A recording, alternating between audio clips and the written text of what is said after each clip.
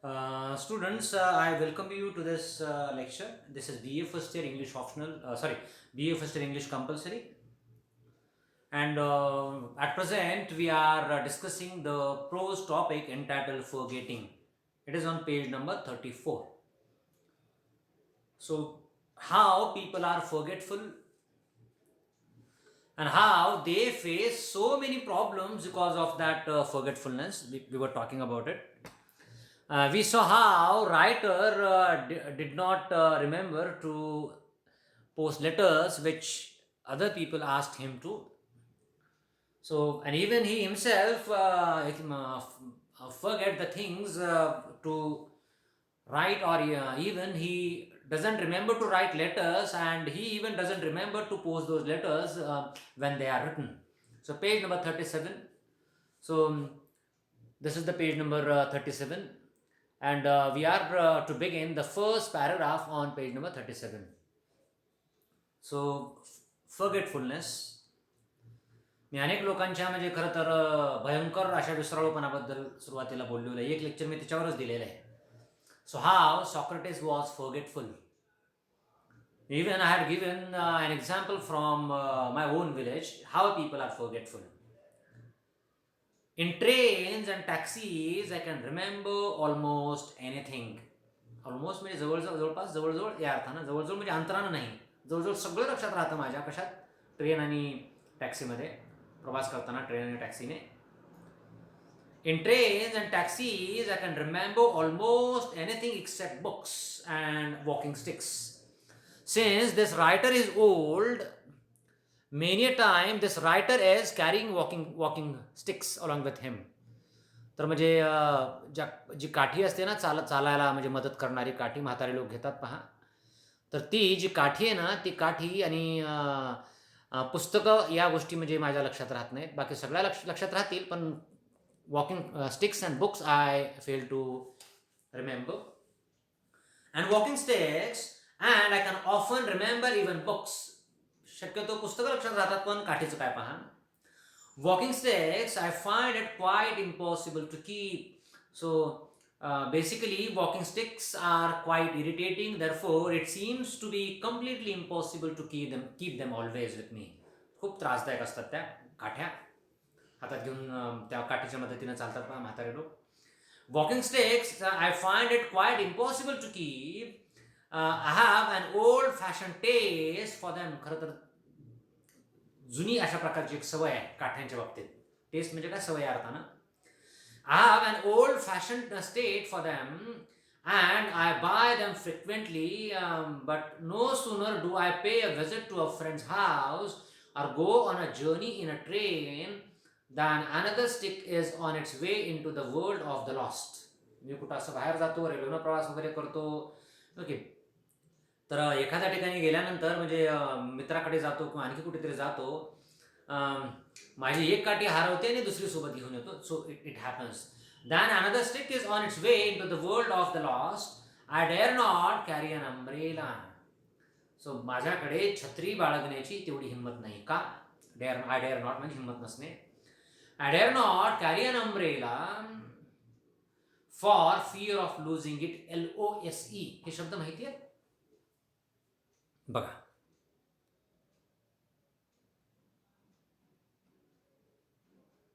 LOSE loose म्हणजे हरवणे. ह्याच्यावर नीट लिहिता येत नाही बोटाने.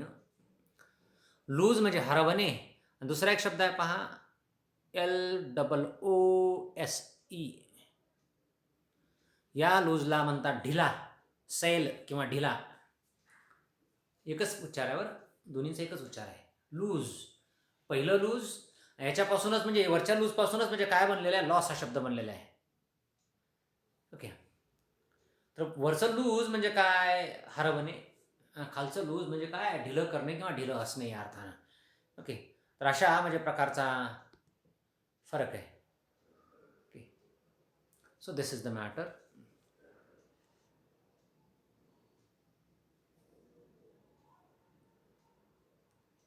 अरे काय झालं हे?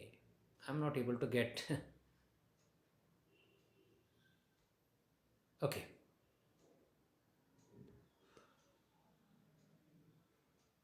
Just a minute.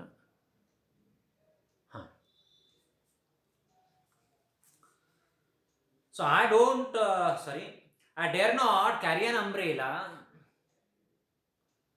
For fear of losing it.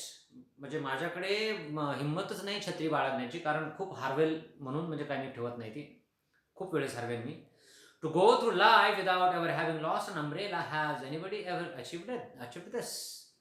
तर लेखकाला असं म्हणायचंय की पूर्ण आयुष्यभराच्या कालखंडामध्ये एखादी छत्री आपण हरवू नये, आणि खरं तर अशा पद्धतीनं काही न हरवणाऱ्या व्यक्तींना जीवनामध्ये काही मिळू शकतं का? जीवनात काय अचीव करू शकतो न हरवणारा माणूस? म्हणजे थोडक्यात हरवणं हे अचीव करण्यासारखं, इन द सेन्स पुढं पहा लक्षात येईल. Few of us have ever, few आणि अ फ्यू मध्ये सुद्धा फरक असतो बरं, मी सांगितलं आहे. फ्यू म्हटलं की कमी, अ फ्यू म्हटलं की त्या कमीच पण थोडं नुसत्या फ्यू पेक्षा जास्ती a few. Few of us, however, have lost much property on our travels through forgetfulness. Okay, प्रवास करत असताना म्हणजे आपल्यापैकी बऱ्याचशा लोकांनी अनेक गोष्टी म्हणजे काय गमावलेल्या आहेत प्रवास करत असताना. ओके, बऱ्याचशा गोष्टी आपण हरवलेल्या आहेत. The ordinary man arrives at his destination आपण म्हणतो ना, ध्येय किंवा काय म्हणतो आपण in Hindi, there is Urdu I should say मंजिल. डेस्टिनेशन म्हणजे मंजिल बरं. The ordinary man arrives at his destination with all his bags and trunks safe. सर्वसामान्य माणूस त्याच्या बॅगा, त्याच्या पेट्या, ट्रंक वगैरे व्यवस्थितपणे म्हणजे तो घेऊन जातो, काहीच हरवत नाही. The list of articles lost in trains during the year suggests that it is the young rather than the adult who forget things. Young म्हणजे तरुण, ॲडल्ट म्हणजे काय, प्रौढ. शक्यतो तरुण म्हणजे मुलं जास्ती गोष्टी विसरतात प्रौढ लोकांपेक्षा. पहा, forget things, and that sportsmen have worse memories than their ordinary serious-minded fellows. So people having involvement in sports games, खेळ खेळणारे जे म्हणजे खरं तर तरुण मंडळी असतात ना, त्यांची मेमरी खूप भयंकर असते इतर लोकांच्या पेक्षा, सर्वसामान्य लोकांपेक्षा. जे खेळत नाही त्या लोकांपेक्षा खेळणाऱ्यांची मेमरी खूप भयंकर असते. A considerable number of footballs, considerable बऱ्यापैकी, a considerable number of footballs and cricket bats, for instance, were forgotten. For instance म्हणजे for example, मोठ्या प्रमाणात फुटबॉल आणि क्रिकेट बॅट्स म्हणजे हे लोक विसरून येतात प्रवासात. This is easy to understand, for boys returning from their games have their imagination still filled with the vision of the playing field. याचा अर्थ असा आहे की जे लोक खेळ वगैरे खेळून येत असतात, त्यानंतर खेळ खेळून झाल्यानंतर एकंदरीत ते कल्पनेच्या विश्वामध्ये रममान होत असतात लोक. This is easy to understand, for boys returning from their games have their imagination still filled with the vision of the playing field. They have the thoughts of that playing field, ground, and their heads are among the stars. ते जमिनीवर असत नाही त्या अर्थानं. Okay, ते लोक जमिनीवर असत नाहीत कारण सारखं त्यांच्या डोक्यामध्ये कुठला विचार आहे, आपण कसं खेळायला पाहिजे होतं, आपण असं खेळलं असतं तर तसं झालं असतं, तसं खेळलं तर असं झालं असतं, अशा पद्धतीचे त्यांचे विचार असतात नेहमी. म्हणजे काय, विचाराच्या म्हणजे विश्वामध्ये रममान असतात हे कल्पनेच्या. They are stars or their hearts in the boots, म्हणजे ते त्यांचं डोकं ताळ्यावर असत नाही, अर्थानं ठिकाणावर असत नाही. ॲज वेडे असं मला म्हणायचं नाही, ते कल्पनेच्या विश्वामध्ये रममान असतात असं मला म्हणायचंय. And their hands are among the stars or their hearts in their boots. पहा, as they recall their exploits or their errors. Exploit म्हणजे कृती, एरर म्हणजे केलेल्या चुका. आपण जे चूक करतो ना त्याला एरर म्हणतात. They are forgetful of the world outside them. त्यांना त्यांच्या एकंदरीत विश्वाच्या, त्यांचा खेळ हे त्यांचं विश्व आहे, त्यांच्या विश्वाच्या पलीकडचं जे जग आहे ना, त्या जगाविषयी म्हणजे ते खूपच म्हणजे का अनभिज्ञ असतात, किंवा त्या जगाशी त्यांचं काही देणे घेणं असत नाही. म्हणून एवढे कल्पनेच्या विश्वामध्ये रममान झालेले असतात ही मंडळी, खेळाडू. Memories prevent them from remembering, परावृत्त करणे, एखादी गोष्ट करण्यापासून दूर नेणे, परावृत्त करणे म्हणत नाही का. Memories prevent them from remembering to do such small prosaic things. Prosaic दिला इथे शब्द पहा, प्रोझेक, बोरिंग. खरं तर अशा बोरिंग कुठल्या गोष्टी करण्यापासून म्हणजे त्यांची जी मेमरी आहे ना, ती मेमरी म्हणजे त्या लोकांना परावृत्त करते, बोरिंग गोष्टी करण्यापासून दूर नेते त्यांची मेमरी. ओके, मेमरी म्हणजे स्मृती या अर्थानं. ओके, लक्षात ठेवण्याची capacity.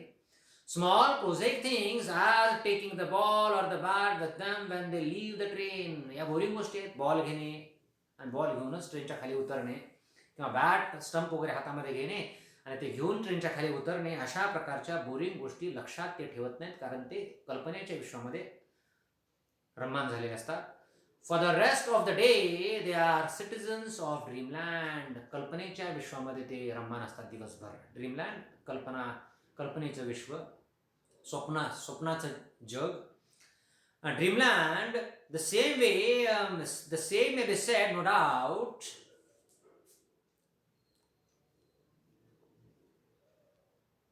Just a minute.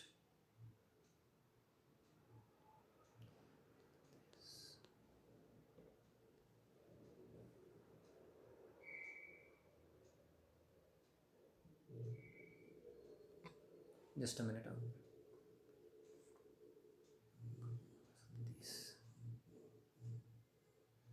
The same may be said, no doubt, of anglers.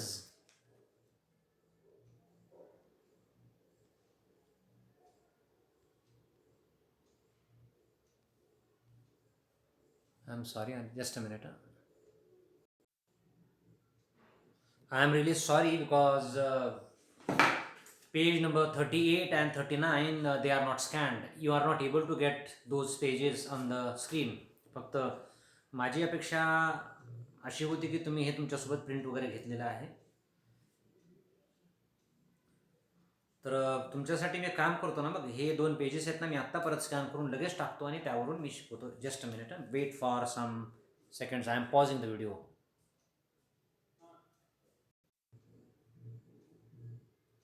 Friends, we are on page number 37. आजच्या पुरतं काय करू, या लेक्चर पुरतं हा जरी व्हिडिओ लहान जरी झाला असला तर आज इथं थांबू, कारण पुढच्या लेक्चरमध्ये पेज नंबर 38 परत एकदा मी ते पान स्कॅन करून तुम्हाला तुमचं ते लेक्चर घेणार आहे. ओके, तर इथं आज आपण थांबूया. थँक्यू. पेज नंबर 37 वर थांबलो, आपल्याला 38 पाहायचं आहे.